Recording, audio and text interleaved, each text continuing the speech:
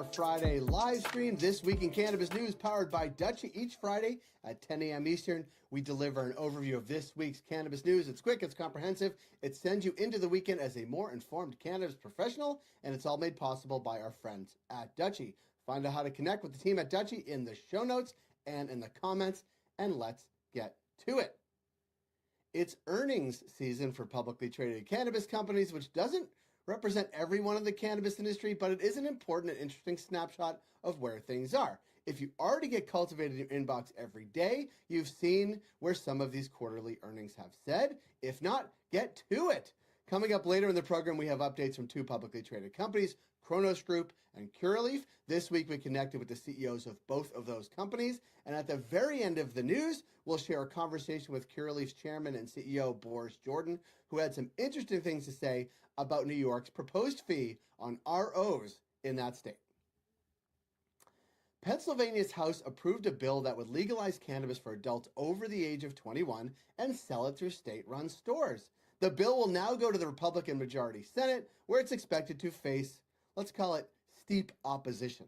There's a great write-up from Zach on the Cultivated team in Tuesday's newsletter. A link is in the show notes about that story from Zach. Then, on Monday, today's Friday, on Monday, we'll welcome Steve Riley, the head of government relations at INSA, which operates in Pennsylvania, to talk about what's happening there. So be sure to follow us on LinkedIn. Minnesota's Office of Cannabis Management, the OCM, will hold lotteries for cultivators, processors, and what they're calling mezzo businesses, which can operate up to 3 retail locations, on June 5th. Each license type will have 2 lotteries, one for social equity applicants and one for general applicants. OCM originally planned to hold a lottery for social equity licenses last fall, but the state abandoned efforts in response to a legal challenge, so it seems we're moving for real in Minnesota now. To California. California Governor Gavin Newsom hiked taxes on cannabis sellers in the state from 15% to 19%. The hike will go into effect on July 1st and comes amid the legal industry struggling and businesses closing in that state. The tax hike is an effort to raise more revenue, of course, from the state's legal cannabis industry, but may actually undercut the legal market there. Last week, we shared that Cultivated has launched a partnership with Lit Alerts as our official insights partner. Earlier this week, we shared some exclusive insights from our partners at Lit Alerts about which brands were leaders in which categories in which states over the 420 weekend. We encourage you to check out the 420 brand winners in Massachusetts, New York, New Jersey, Maryland, Ohio, and Missouri in the flower, edibles, and vape categories. A link to that story is in our show notes.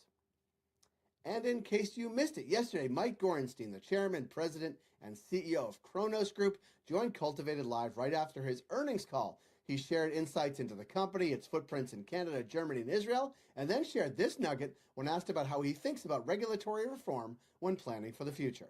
My ability to convince consumers to buy our product a lot more than my ability to convince governments to put in a rational cannabis policy. And we work hard at both, but can't bet on it, right? We have the market we have the rules we have, and we have to operate within those. A pretty good take from Gorenstein yesterday. And one good thing, the Last Prisoner Project says that constituent Daniel Gallegos, imprisoned for a 20-year sentence for cannabis charges, was released to a halfway house this week. Gallegos was pardoned by former President Joe Biden and served 14 years. A good and positive note to end the week.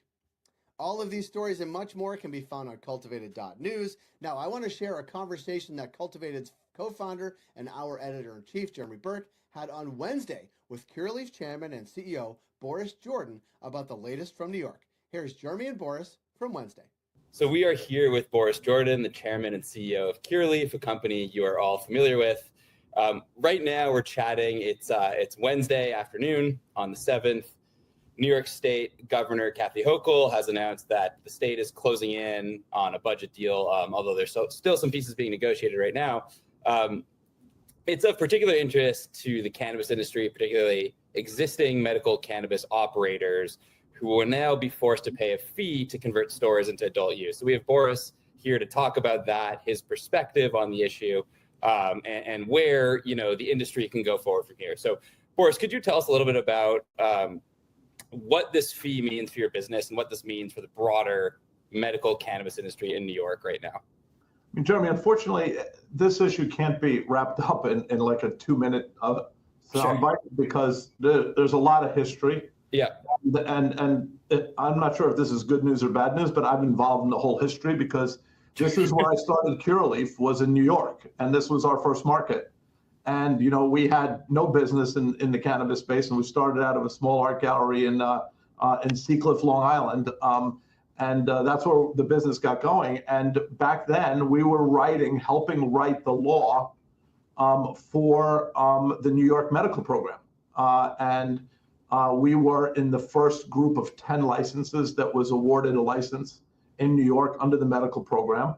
And interestingly enough, one of the key requirements in that program was a direct contradiction to what happened in the adult use program. In other words, you had to be financially sound. In other words, you had to have money on the balance sheet and not insignificant amounts to get a license. And secondly, you couldn't be, for instance, you couldn't be a felon or have any kind of criminal past. And you had to invest substantial dollars into the market to build these facilities that were going to be medical grade in terms of developing indoor grow facilities, labs, all these things that cost a lot of money. So when Curaleaf won our license here, we invested literally since the beginning of probably a couple of $100 million into the New York market to build out our facilities, first for medical under the first 5 years, and then as the adult use program came, obviously to upgrade for size and everything for the adult use program. So what happened was, for the first 5 years of the medical program, from 2016 to till today, we were, in many ways, we worked very closely. At that time, the regulator was the Department of Health. We worked very closely with them. We had a terrific relationship with the regulator. They used to bring over politicians from other states and stuff to use our facilities as an example of the way this should be done. And the program got launched. And for all intents and purposes, it was a very good program. There were 10 operators total, each of which was allowed to have 3 stores. 3 stores. And the program got off to a very strong footing. Then when Andrew Cuomo, I'm showing my age a little bit, remembering Mario, his father. When Andrew Cuomo was in political trouble right before he resigned, he approved the adult use cannabis program in New York and signed it into law. And when Hochul came in, she basically handed over the program to various parts of the legislature and said, you know what, you guys run this. So basically the social equity, more liberal wing of the New York political sphere was basically, the program was handed to them. There was a board that was created. There was a new regulator called the OCM created. And we noticed a big difference in terms of their relationship with us overnight. In other words, they basically let us know overnight. We went from being a very cooperative relationship with the Department of Health to, we don't want to talk to you. We're not going to say anything to you. And as a matter of fact, we don't actually want you in the program. And we were like, well, hold on a second. I mean, you guys, you set the rules for us. We did everything you asked. We had a great relationship. We invested all this money. Now you don't want us part of the program. And they said, yeah, this program is going to be all about social equity. You guys don't qualify into the social equity program. And frankly, we don't see a place for you guys in the program at all. Obviously, that wasn't acceptable to the original 10 licenses. We started to put pressure. Short story is we ended up in court. We sued them. The program got launched without us. The program was already in place for a year at that point in time, with the social equity license opening up. We filed the lawsuit on constitutionality, that the whole process was discriminatory, unconstitutional. I mean, the whole thing. I'm not a lawyer, but I can tell you. And we actually got a decision from the judge that was very favorable to us. In other words, the judge ruled in a draft ruling that this program was unconstitutional, and he was ready to cancel the whole damn thing, the whole card program, everything. Now, that wasn't our goal. We have nothing against. As a matter of fact, the card licenses are our customers. We want to work with them. Sure. We never wanted to discriminate against anybody. As a matter of fact, we just wanted to be treated equally to everybody else. That's all we wanted.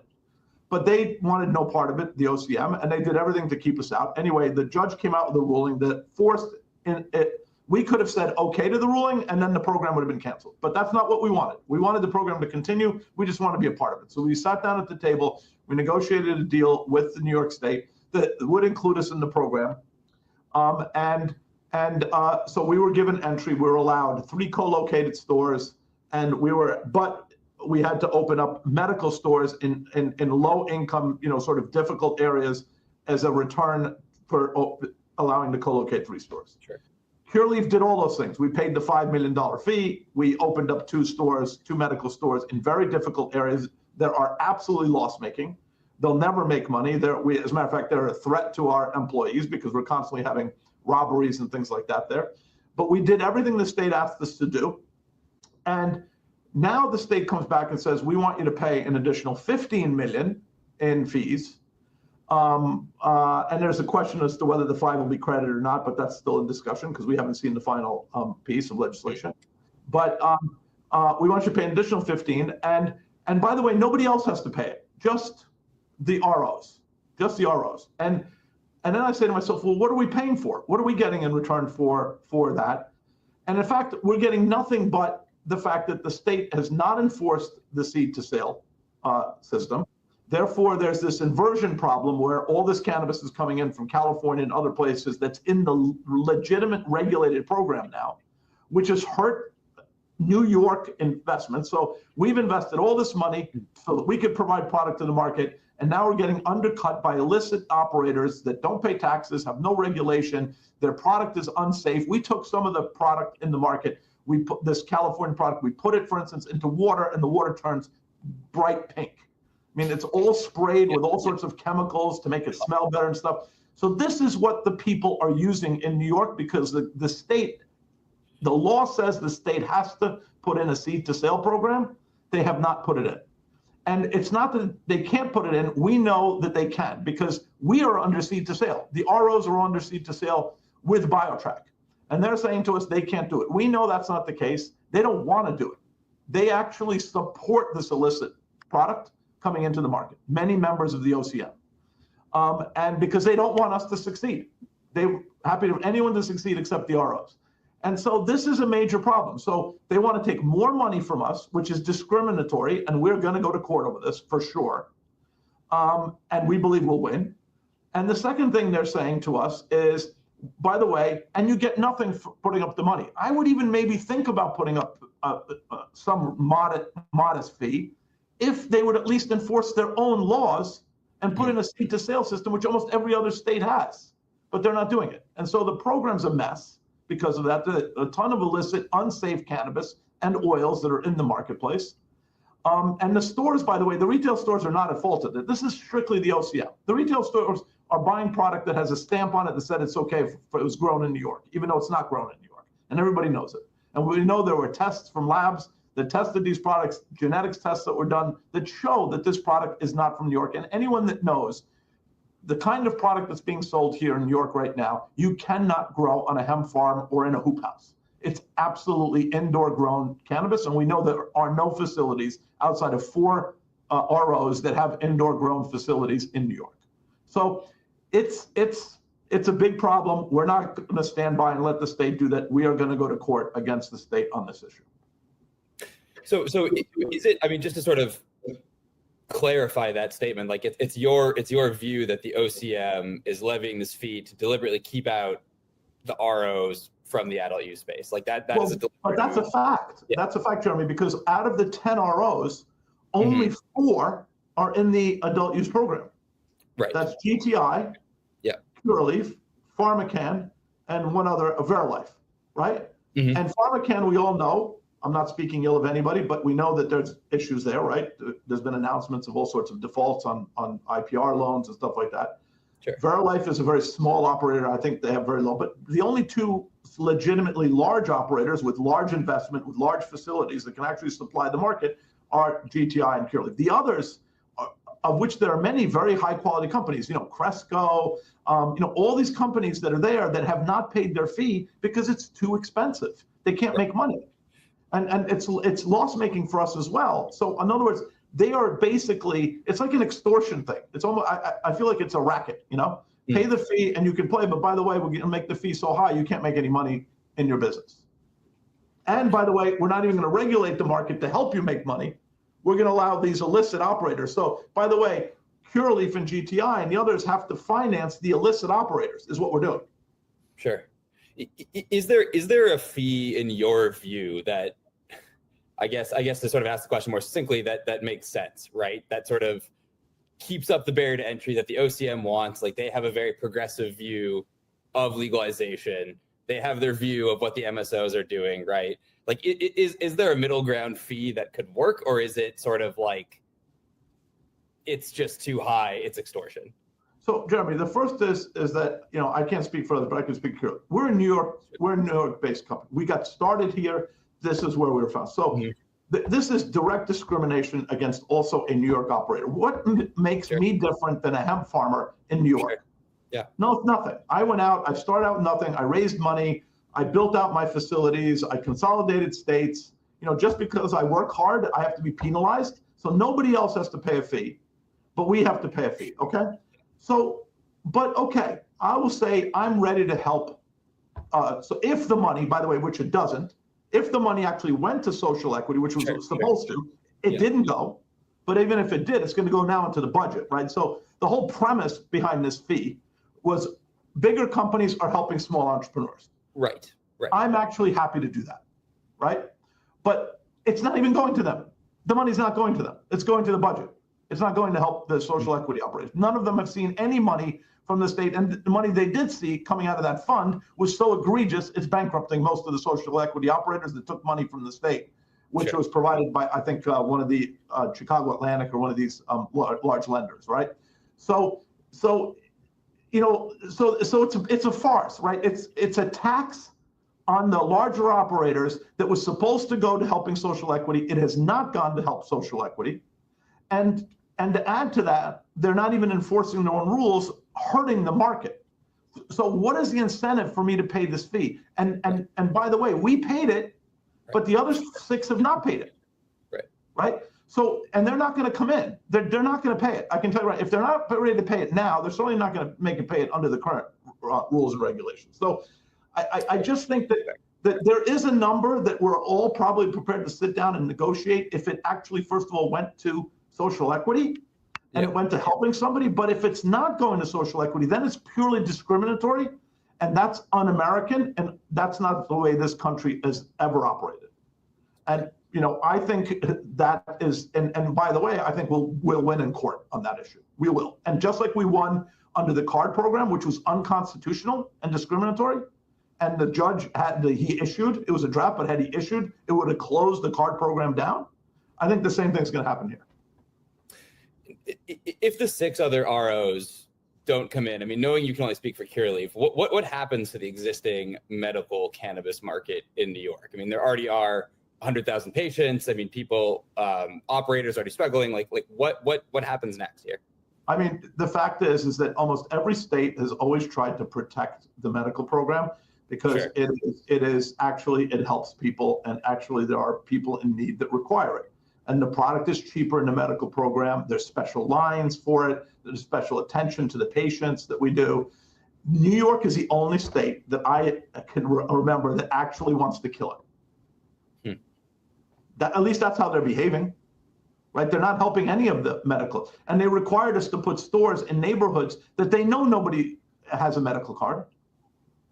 I mean, like, we're supposed to, I'm all for serving underserved areas, but then make it an adult use license, because nobody in those places knows how to get a medical card. There are no medical cards. And these stores, I'll give you an example, these stores sell $1,000 a day of product, right? Versus, you know, a medical store, we have a pure medical store in Long Island that, you know, does $15,000 a day, right?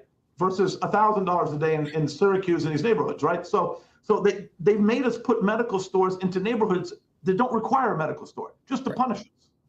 Not because it's actually needed there, but as a punishment, because they know we have to spend money to open those stores.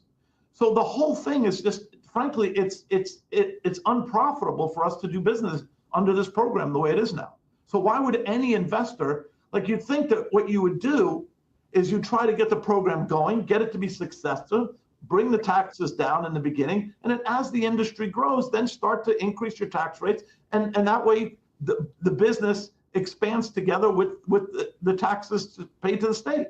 But what they're doing is they're overtaxing the industry, right, and they're not even letting it get off the ground, and they have policies that are unsafe and could lead to problems with patients because they're allowing illicit weed into the legal program. Right.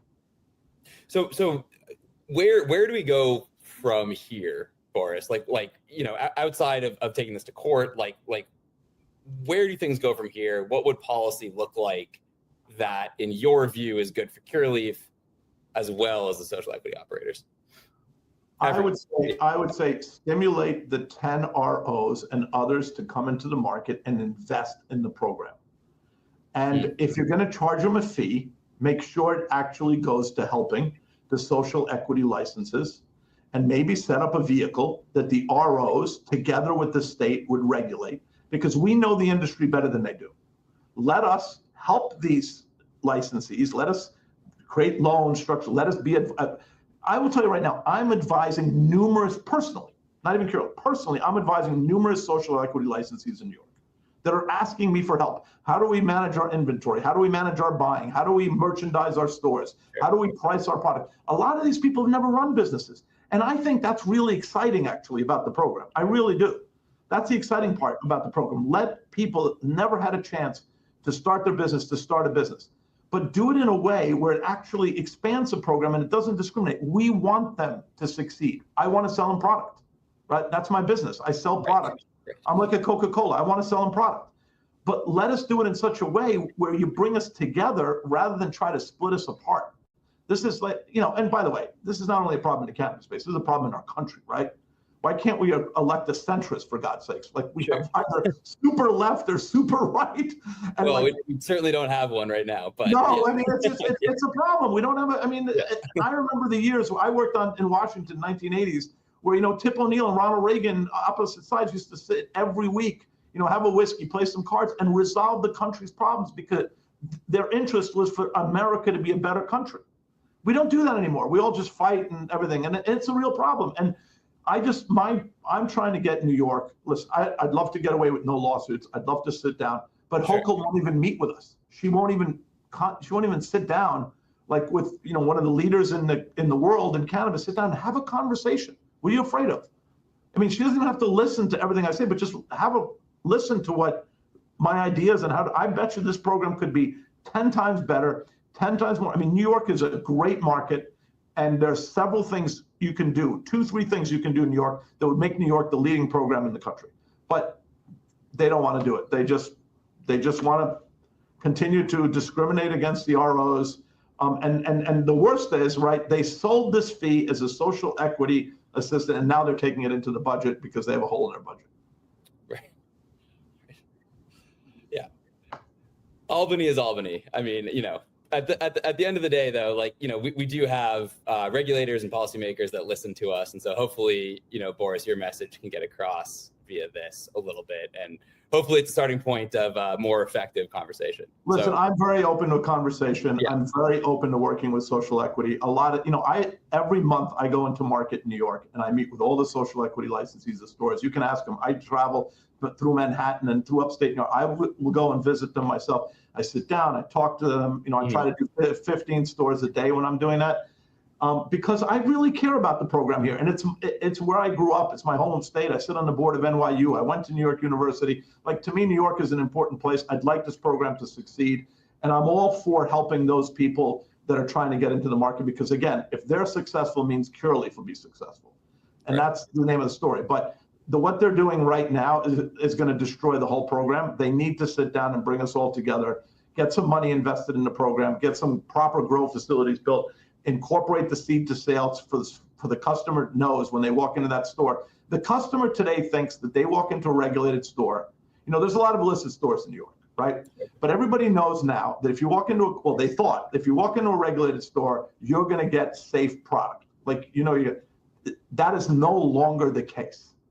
Right, the system is infiltrated with unregulated, unsafe products, which we know is a fact. I even have a video of what we did with this flower. I'm not going to name the brands. It's not my job to do that. That's the state regular. But these brands that are coming in are literally poison, and people are smoking this stuff and they're going to hurt themselves, and something's going to happen, and it's going to reflect badly on the whole industry, not on Curaleaf, but on the whole industry. And that's not what I want. I want this industry to prosper. Safe products that deliver to our patients and customers in a way that actually helps them rather than hurts them. Right. It reminds me of, post-prohibition, the moonshine markets. You had this gin that used to make people go blind because it was made in bathtubs and stuff like that. This is exactly the same thing, but it's, for God's sakes, you'd think that we learned our lesson from that. It's now, 2025. You think that we're not going to do what they were doing in the 1930s, but we are. Right. I think that's a good place to leave it, Boris. We appreciate the time as always. We'll continue the conversation, and as things evolve, we'll have you back on to discuss more. So appreciate it very much. I appreciate the time.